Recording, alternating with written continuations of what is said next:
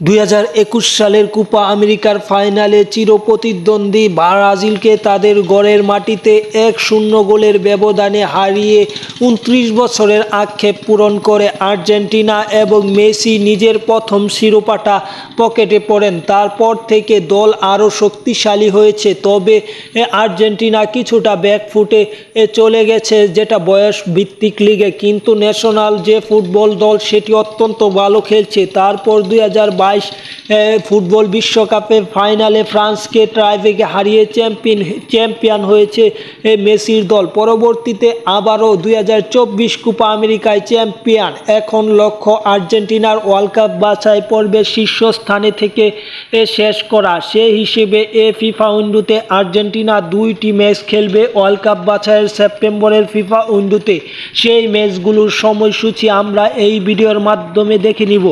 তাই যারা এখন পর্যন্ত চ্যানেলটি সাবস্ক্রাইব করেননি, চ্যানেলটি সাবস্ক্রাইব করে আর্জেন্টিনার এই ফিফা উইন্ডোতে যে 2টি ওয়ার্ল্ড কাপ কোয়ালিফায়ারের ম্যাচ রয়েছে সেই ম্যাচগুলোর সময়সূচি জেনে নেন।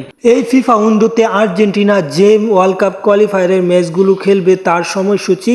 তাহলে দেরি না করে শুরু করি। আর্জেন্টিনা এই ফিফা উইন্ডোতে 2টি ম্যাচ খেলবে। প্রথম ম্যাচ খেলবে চিলির বিপক্ষে, যে ম্যাচটি সেপ্টেম্বরের 6 তারিখ অনুষ্ঠিত হবে। ম্যাচটি অনুষ্ঠিত হবে সেপ্টেম্বরের 6 তারিখ সকাল 6টায় বাংলাদেশ সময়।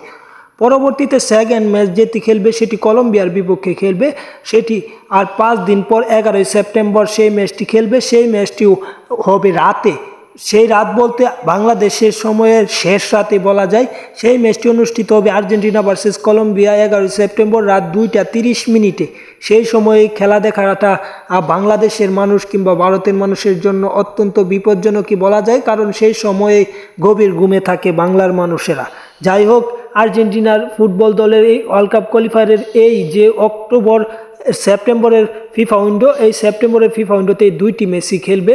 এবং খেলাধুলার সকল আপডেট পেতে চ্যানেল সাবস্ক্রাইব করে রাখুন।